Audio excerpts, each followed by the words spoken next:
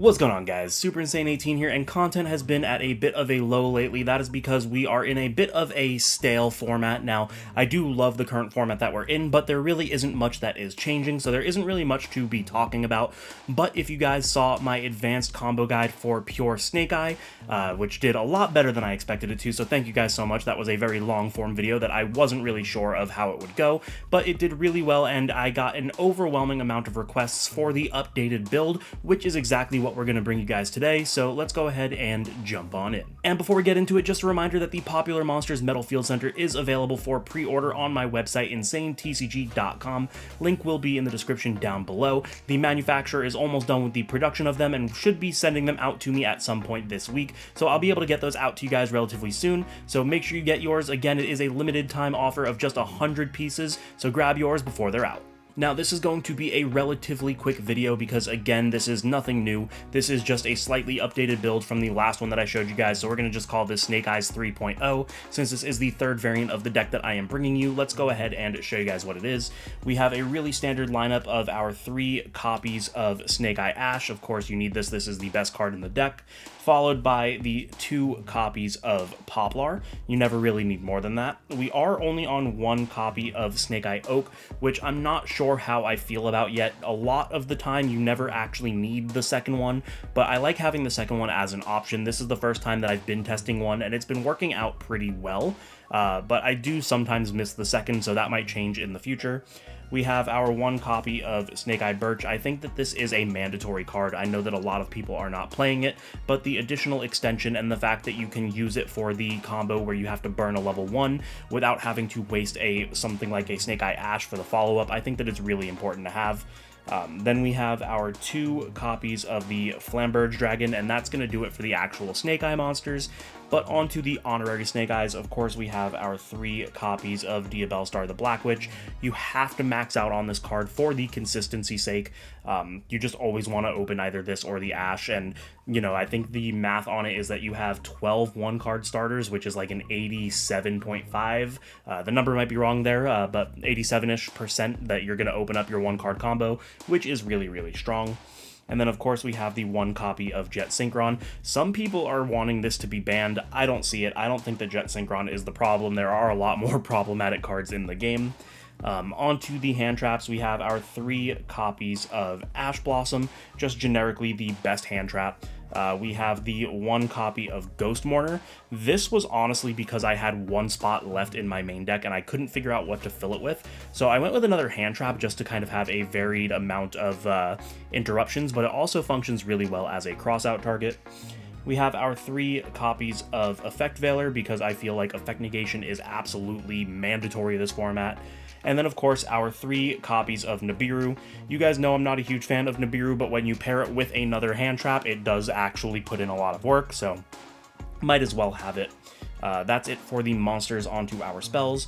Of course, we have our 3 copies of Wanted, again trying to max out on the consistency, followed by the 1 copy of Original and the 1 copy of Divine Temple. That's really important for the combo. Obviously, you know, some people, it's weird, I still see some people not playing this or delegating it to the side, and I think that that's just wild because this is what allows you to make Nibiru a non-issue. So really, really important card. Of course, we have our 3 bonfires. Thankfully, these are dropping in price, but it is still a very important part of the deck for the consistency factor. We are on 3 copies of Crossout Designator. This card, I think, is absolutely mandatory, not just because we're in a format where we're tier 0, so you'll be able to turn off the cards that your opponent are playing the same as you, but because of the format, people are playing upwards of 15 hand traps, and you just want to make sure that you're not going to get caught by them, and Crossout is just the strongest way of doing that. So then we have our 2 copies of Triple Tactics Talent. Some people are cutting this. Again, I don't see why. I think that Talents is an absolutely absurd card, and it's not even for the draw 2. Like, think about it. We are in a format where a card that says draw 2 isn't even the strongest part of that effect. The strongest part is ripping out your opponent's hand or taking control of one of their monsters. It functions as both a way to prevent your opponent from playing as well as a board breaker, and this format, your opponent's going to activate monster effects on your turn, so it's just really important to have. And the final spell is the 1-for-1, again, just a one-card, well, pseudo one-card starter. You obviously need a discard for it, but just a way to get you into your combo. And then rounding out the deck, we have our 3 copies of the Infinite Impermanence, making a 40-card main deck. Let's show you guys the extra. Now, the extra deck is relatively unchanged. There is a flex spot at the end that I will talk about when we get there, so let's just go ahead and power through this. We have our 3 Synchro monsters in Formula, Borreload, and Baron. These are all for the combos involving Jet Synchron, but you can also do some other things with your hand traps, because Diabellstar plus any of your hand traps can make into either the Savage or the Baron, so you have a little bit of variance there. We have our 1 copy of Linkuriboh, just really strong because it's a level 1 deck. Our 2 Charmers, because that's just the format that we're in. We have our IP Masquerena and our SP Little Knight. These are just really strong cards in general. Of course, we have the Nightmare Phoenix, really important because we are seeing some floodgates like Summon Limit occur, but not just that, it's also a way that you can go into the OTK into an empty board. Onto the 3s, we have the 1 copy of Princess and the 1 copy of Celine. And then we've got 3 Link 4s, of course, our Appaloosa, and then the OTK pieces in the Raging Phoenix and the Zealantis.